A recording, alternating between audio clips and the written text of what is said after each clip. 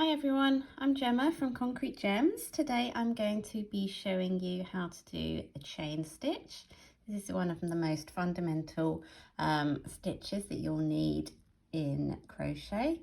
I'm going to use a chunky yarn. It's Paint Box Yarn Simply Chunky with a 6mm hook. And I'm going to just put a slip knot onto my hook like this.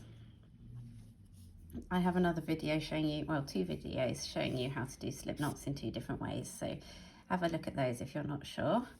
And then I'm going to wrap the yarn around my hands. So I'm right-handed, I'm holding the hook in my right hand, and I've wrapped the yarn over my first finger, under the next two, and then my baby finger, I'm going to wrap it around twice like that. And that keeps the tension tight. And then I'm going to wrap my yarn around my hook and pull it through.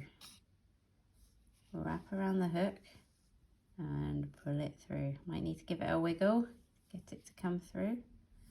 Wrap around your hook and pull it through. Wrap around and pull it through. You see the little chains? You can see they look like little V shapes. And on the back, these are the back bumps. And you can keep going and practicing your chain stitches and see how long a chain you can make. And then have a think what you can make out of it. Make a necklace, a bracelet, make a wiggly snake. They're always fun. Add some eyes.